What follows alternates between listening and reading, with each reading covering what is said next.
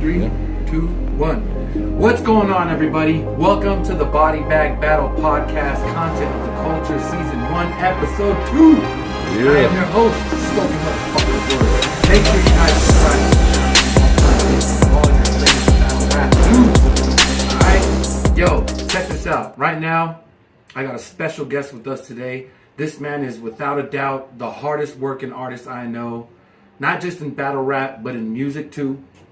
He just came back from making his appearance on the Bags and Bodies Hitman Holla's premiere of his new reality show. He's an absolute machine. Ladies and gentlemen, I introduce to you P motherfucking G.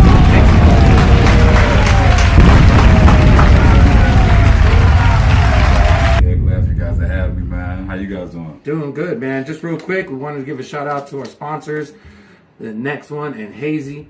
We got these cartridges, and we're gonna hook up PG with the new cart. Yeah, man. Of course, you enjoyed that, and we got to make sure that we give a holler to our sponsorship. So shout out to Hazy. Make sure you go check them out. Most dispensaries out in Denver. Go check them out. All right. So PG, we're gonna get right into this. Okay. Let's do this. So I'll notice a lot of your interviews, they kind of dive in right away into your Bags and Bodies experience. But what I wanted to do was dive in a little bit more into your life, and then we'll kind of go into that a little bit. So I want to know a little bit more about you, right? So first off, I want to know a little bit more about like your hometown, like your upbringing, household dynamics, like your siblings, parents, grandparents. Like, what was it like for you growing up? You know, and you know, who do you aspire to? Like, who was your biggest inspiration growing up? I know that's a lot of questions at once, but you can start from the beginning, like where you came from, and like what was it like growing up? You know, what kind of challenges did you meet, and like what were your inspirations? Man, first of all, I was raised in Aberdeen, Mississippi. Population like maybe 5,000, 6,000 people. I lived there until I was 15 years old, and I lived in a house with my sister, I have a younger sister named Mariah. I got a younger brother named Blake. I brought him out to some of these events, you know, along with my mother. And my father was there, you know. He was there as much as he should have been.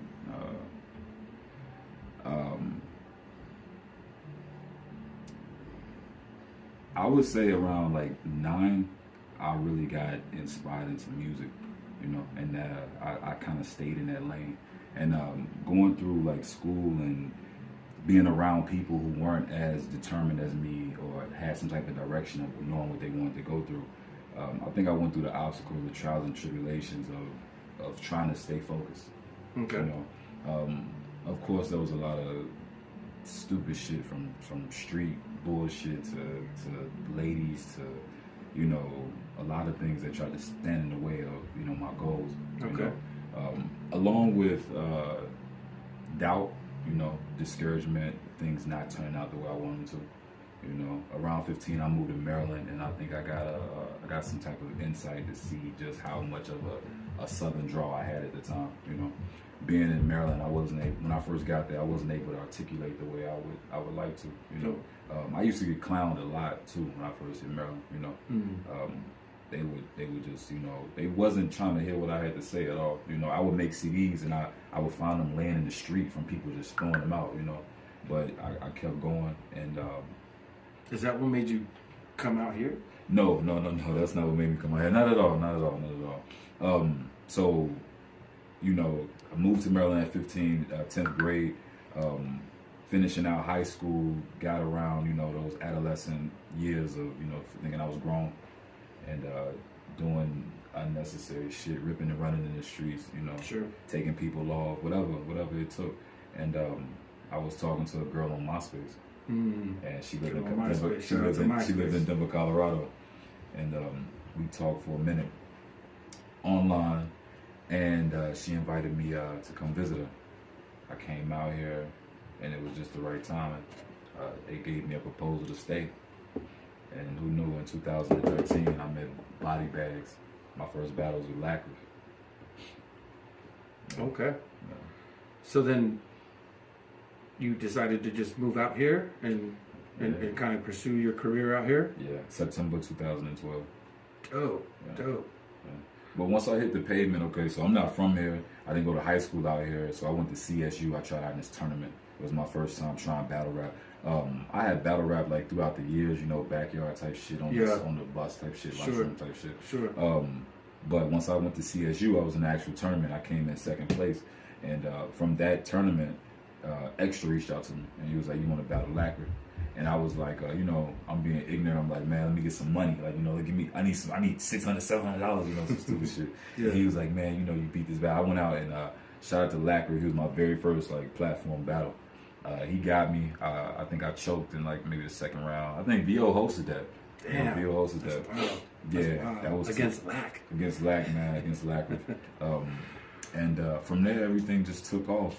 From, you know, getting in contact with KG the Poet, to getting on URL, to, you know, having those PGs before they were PGs, proving round battles.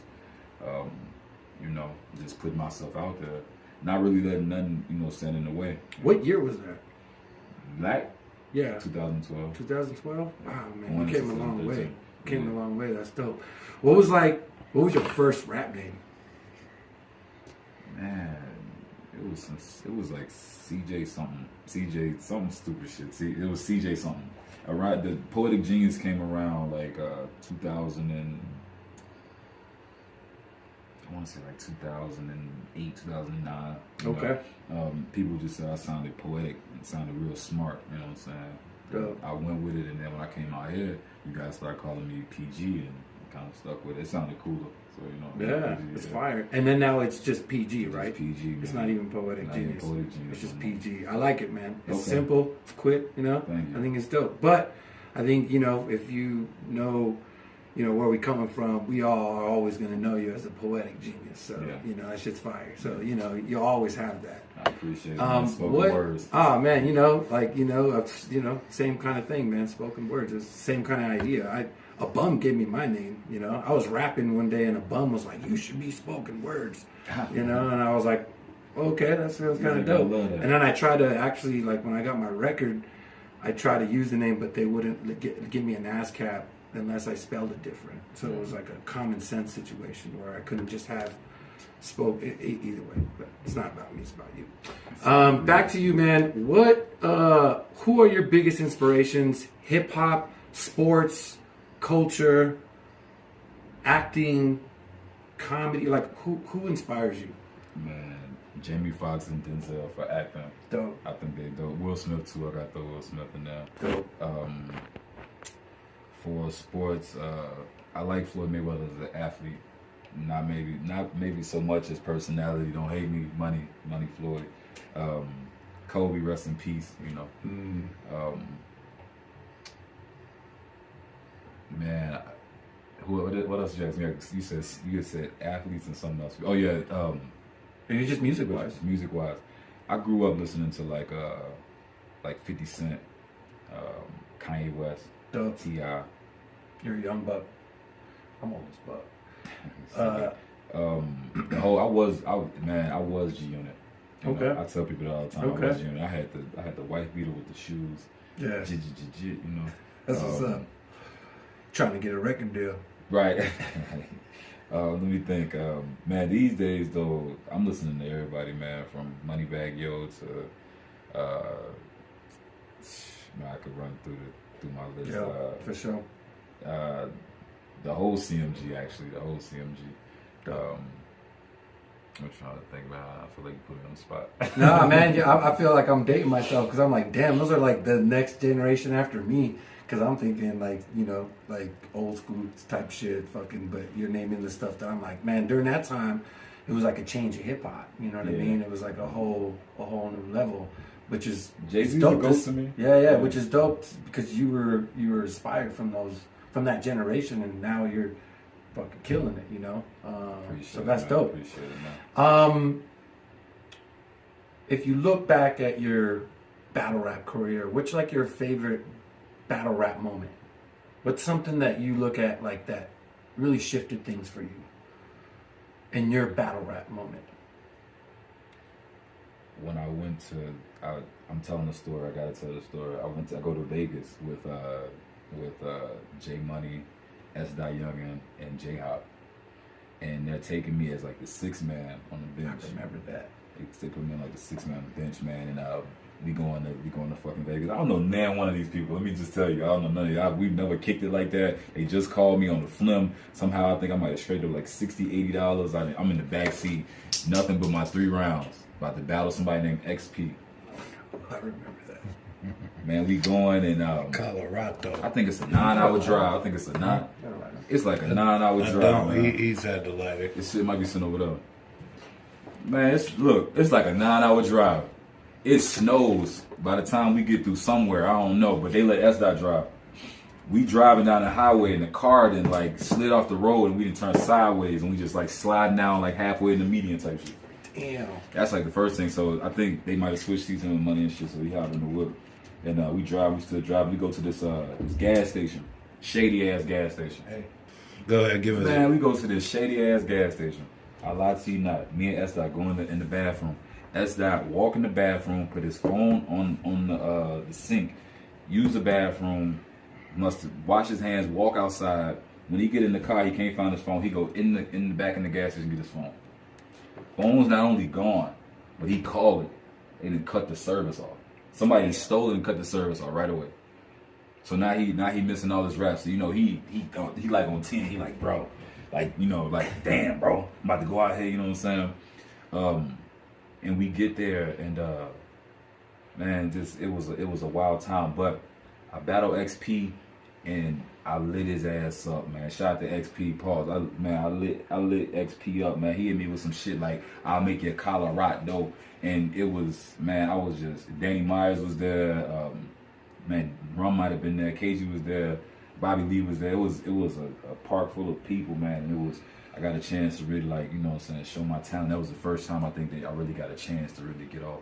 You know what I'm saying? I was, you know, I'm the one who got it and shit. That's dope, man. Well, kind of leading up, like, I feel like that was a time where you were just being introduced to the scene, right? So with that, there's a specific moment that I particularly remember because I battled that night. And I kind of came out in the battle rap scene, like a cappella style. Because I had been freestyle battle rapping before, like just old school type shit. But when it came to a cappella battle rap, you know, I was, you know, I had the J Money battle. That was my first a cappella battle rap.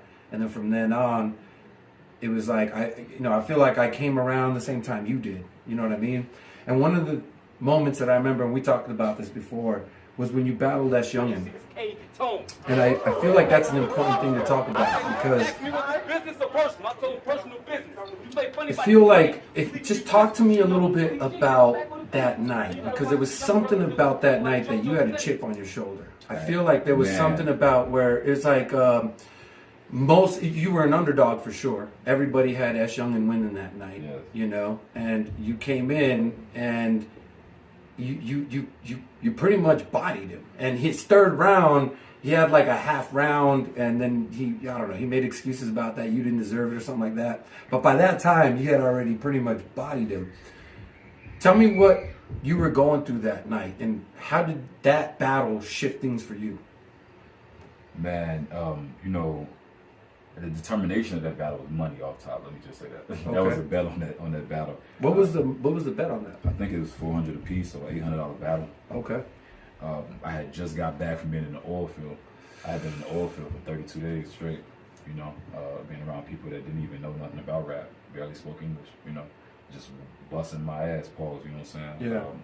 Just out there just cleaning vessels, power washing vessels. Damn. Out in Rollins, Wyoming. Damn. You know, so I'm keeping in contact with everybody through online, and all I see is them talking shit, just talking shit.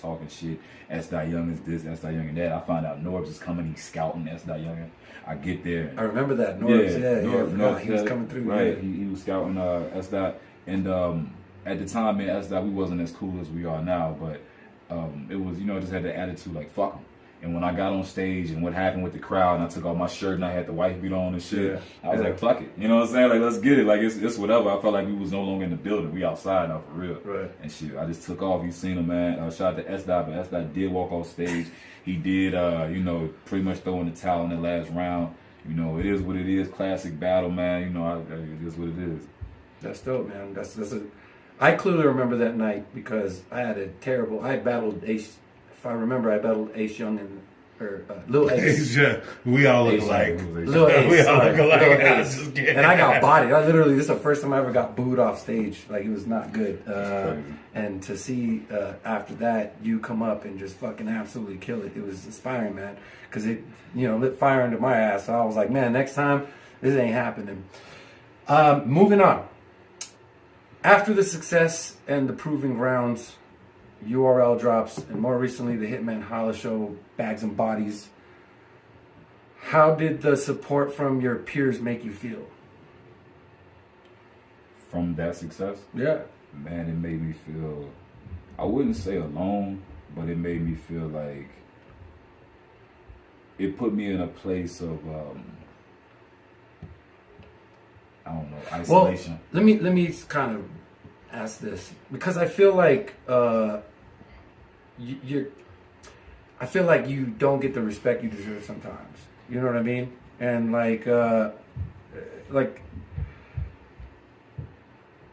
get the validation, right? Like, how has that been for you? Like, because I feel like you've worked your ass off. You're one of the most consistent MCs in Colorado, battle-wise, music-wise.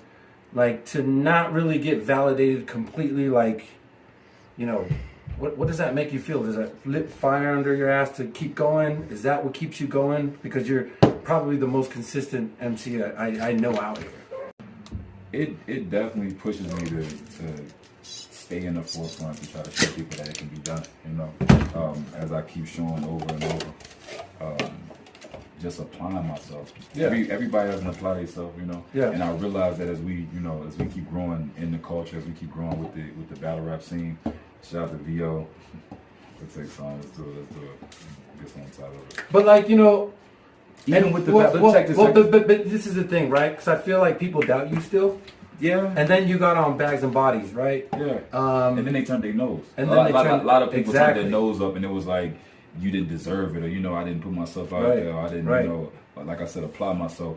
But at the same time, in the back of my mind, I always remember, yo, nobody owes you nothing. Right. You know what I'm saying? Right. Nobody owes you nothing. And the more I, like, in that same breath, I have people like, you know, real support that have, you know, stayed in contact with me, stayed in, you know, huge support that never knew me, know me now, you know, will be forever, you know, fans of my work.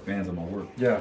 So I can't really complain about those that, you know, don't pay attention, you know. Right. You know, because if I focus too much on that, then I'll miss out on, you know, feeding the people that are paying attention. Right, you know? right. And Talk a little bit more about behind the scenes of Bags and Bodies. Like what was that like? Like, how did you even get into that? Like, what was it like being behind the scenes? Give us a little bit of an insight of what that experience was like for you. Because a lot of us don't get that experience, you know. Man, I saw Hitman Holla had posted a flyer talking about he was going to do something like it. You know, he was having auditions in 4 cities, LA, New York, Texas, and St. Louis. And I went out to LA.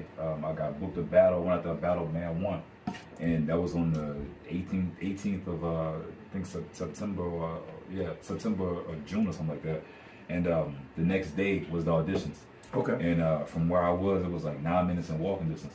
So, man, I ended up walking, and it was, you know, you had to come and spit your best shit.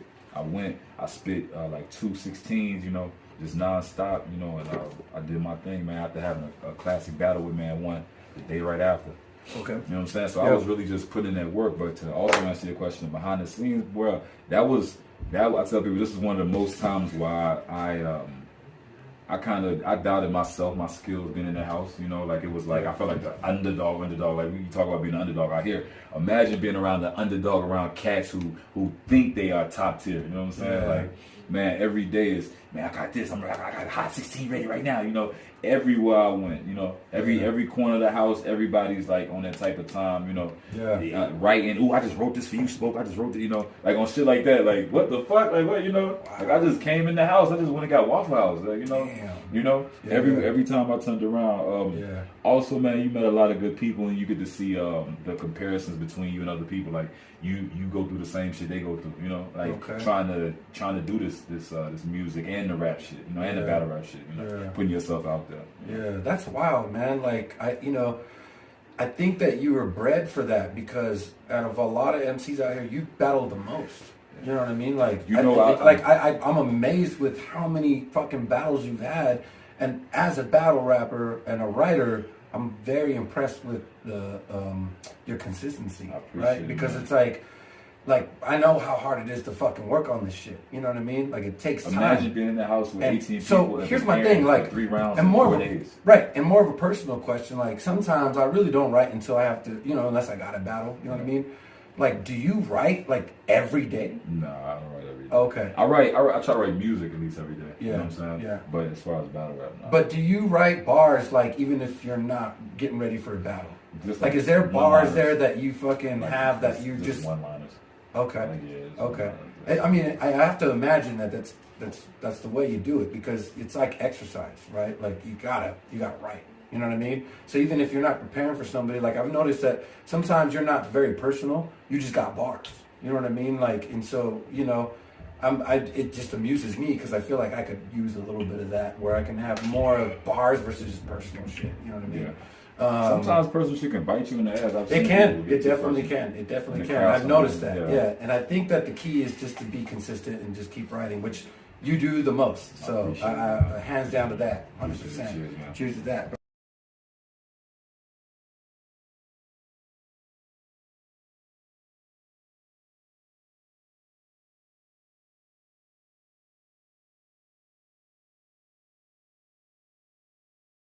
General, I think it. I don't think it's necessary, right? Like, I mean, I think that you can do that, but it's like, yo, at the end of the day, it comes to bars, bro. You know what I mean? Yeah. Right? That's what it boils down to. But you know, here's the thing: not to cut that off, but to segue on to something we'll like that. Go right into one of the things what I wanted. But I just was wondering. Well, I was just wondering. You know, after you left the Bags and Bodies house, there was rumors that you dissed a guy whom recently passed away. Like, what do you want to clear about that situation? Because that was one thing that I was kind of curious about. I don't know where that came about. There was nobody particularly that I mean, why does that even, like, it's battle rap, right? Right, but right. like, why was It's that a battle rap. thing? Like, I don't man, understand. and I'm not gonna lie to you, that was a slap in the face to me because it was like 2 months. It was like a month. Do you feel like that was like maybe just a card that they pulled? Like, we're just gonna use that excuse to just get him out because we gotta get this dude in, or like, do you feel like come on, like, do you feel like you should still be on the show? You know what I'm saying? That wasn't the case. That wasn't the case. Okay. The show was over. Okay. Yeah, the show was over, and I didn't understand exactly how the show went. All right, so the show. I thought for some reason like you didn't get to keep going. No. We got down to. I'm not gonna tell you the whole thing, but the show was done. The winner had won. I got back home. We a month later, and I get word that I said something in a battle that made the person that I battled feel some type of way. And what battle rapper was that? I'm not gonna say no names. I got you. Okay. Because if I say the name, then you'll. What was the bar? The bar was something about from how it was projected to me was that this person thought I said something specifically about somebody that had recently passed away, and the bar that I said was I said something along the lines of I said playing victim, not in my presence. I don't know, maybe you should change your message because a lot of your homies seem to die from the same drugs you brag about selling. He be like, I got, and if I go into the next line, you know what I'm talking about. But you know, they took that as. So the friend passed away from some drug abuse. I didn't know that. If that's the case, you know what I'm saying? But they tried to correlate that, you know what I'm saying? Correlate that and put a name on it. That's a very touching like situation because it's battle rap. Yeah, you know what I not mean? only Like, that. I get it. I get it. But it- like, check this. at the same time, it's like, bro, there should not be. Check this. I mean, we're not on a fucking conversation Check this. podcast. Let him get shit. Sure. Let's hear it. Sure.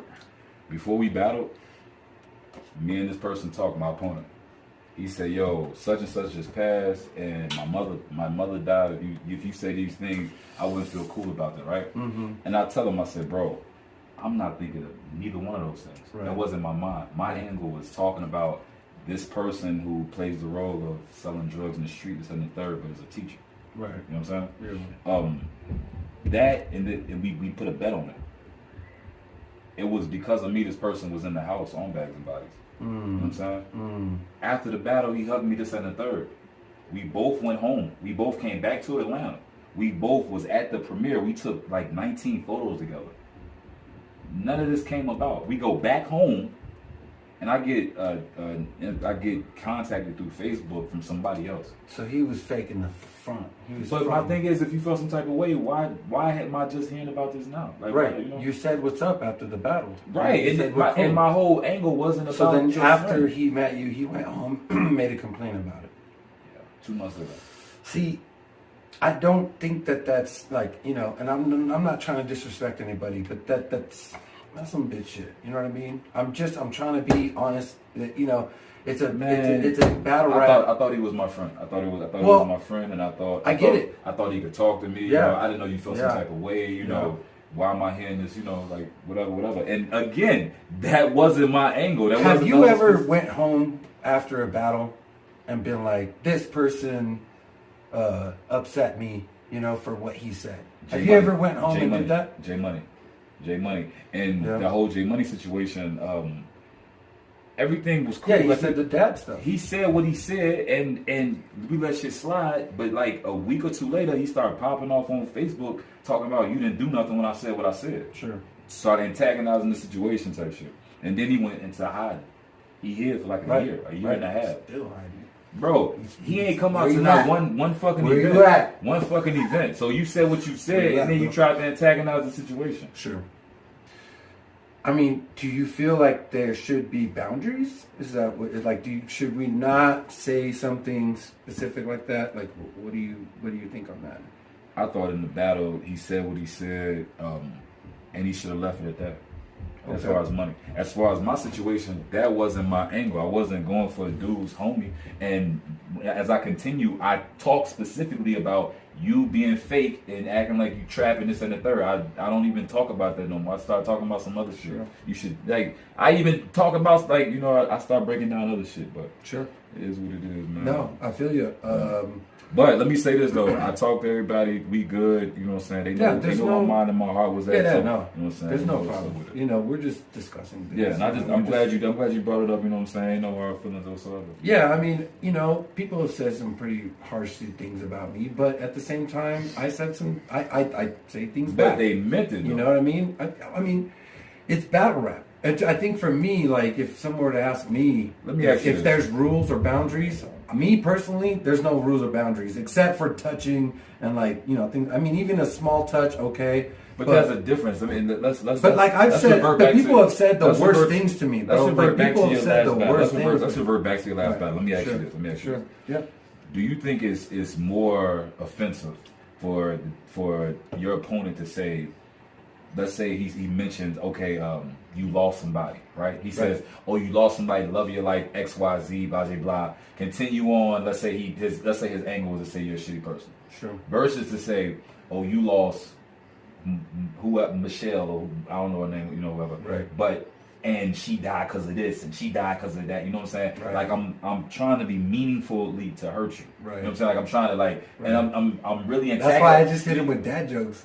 You see what I'm saying? But it's like it's a difference between like brushing your shoulder and really trying to like I'm trying to humiliate you. I'm trying to make you feel like emotional. You know what I'm saying? Type shit. And you know. Well, the thing is I never wanted to do something like that until I battled Brazak.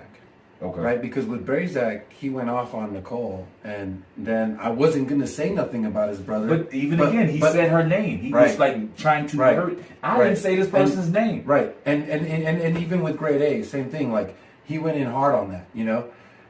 Like, what are you supposed to do? We're battle rappers. I don't want to He said ruin. her name too, or no? Yeah, Oh, see? yeah, he did. But see, too. like, but they're here's the trying thing. to hurt What are you, you gonna like, do? Are you purposely. gonna punch the guy? Are you gonna start a fight? Because then now you're just gonna be known as ruining the event, you know. And nobody wants to come to body bag battles because people fight and things like that. Shit. So I see you. you know, I don't think that there's any boundaries when it comes to battle rap. And I got tough skin. I can take it, right? But you better take it when I give it back to you. And that's my situation. I feel like, man, it's So a certain type of respect too. Right. Like, Cass So is, when people- everybody, nobody else to use that angle because it's Right. like it's stupid. Like, why am I? You don't have to use it, right? It's not something I didn't that's. say no shit like that about you. Right. Think about that. No, you didn't. You know what I'm saying? No, you you didn't say no didn't. shit like that about me. I don't think. I mean, no. Did you I say was. something like that? I was just being semi-racist. You lost your dad. I was You calling lost you your shit. dad. Did you say? I hate. By the way, my first round for versus you was dope as fuck. But after that, I was like, that trash, all that.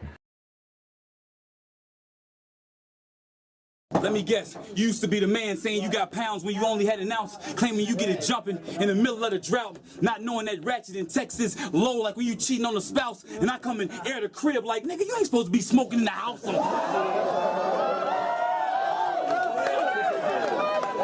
The other thing, battle rappers don't know how to take losses, bro. You know what I'm saying? I took a loss against PG. I'll admit it. You know what I mean? Take a loss when you know you got to take a loss. You know, the Vols took a loss. Admit that shit. Everyone calls PG the GOAT of Colorado battle rap. Peers and fans. Okay? What responsibilities do you feel like comes with being the greatest of all time in our region, city, and state right now? Consistency. Always being dope, always being fire, staying ready. You know what I'm saying? Taking on some of the hardest opponents. As you see, I haven't deflected from nobody. You know what I'm saying? From Detour to Luke Castro to Dre Dennis to Young Cannon to, you know, just putting yourself out there, you know, for the world to know that, you know, you really here. Dope. You know what I'm saying? Because one day we gonna go, but our voices and what we leave on this screen gonna be forever. Dope, man. That's a dope message, bro. I really appreciate that. And I appreciate everything you fucking do, dog. Hey, Straight up, man. I appreciate know it. we had a battle and everything and it was a war, but dude, you're a brother, man, and I anything appreciate you it. ever need, you Likewise, always man. holler at me. Now we're gonna get into this next segment, all right? Yeah. So we're gonna do PG is not only killing it in the battle rap scene all over the place, but he's also making dope music. So we're gonna introduce you guys real quick. I'm gonna let PG introduce his new video. All right, so go ahead and look at the camera. Yo, like he said, man, it's your boy PG. My slogan is everything rated R, Mississippi to Maryland to the box. What we checking out right now is 29 by yours truly. Something I just dropped like 2 weeks ago. Check it out. Tell me how you feel. Block me and pay me away. Lessons up, I keep from a snake. It break my heart when they talk to the jakes. They break the, don't stick to the code. Ain't nothing new, been getting old. You got opinions, keep that to yourself. How they be flexing and asking for help. Pulling your car, calling your bluff. They got a gun, now all of them tough. Used to be, now all of them say you got ops, now one of them, let's go! This is different, all nostalgic. Content of the culture, baby. Red Cup gang. Let's go. That was 29 by PG. Make sure you guys tune in. Where can they follow you, fam? You can follow me everywhere. Check me out on Instagram at AyoPG1. You know what I'm saying? Again, that's Ayo, AYOPG1. Twitter, Poetik Genius. Man, honestly, anywhere Poetik Genius, PG, the guy that looks like me, that's where you can find me. YouTube, TikTok, the whole nine. You know what I'm saying? That's what's up, man. That's the show, y'all. Hope you guys enjoyed that. PG, thank you so much for coming through and Hey, I blessing appreciate us, you guys bro. letting me For come sure. through. Make Content sure, for the culture. yeah, make sure you subscribe to the channel for all your latest battle rap news. You know what it is. My name is Spoken Wordz. Shout out to VO, Body Bags. Bow, bow. All right. Peace. Well,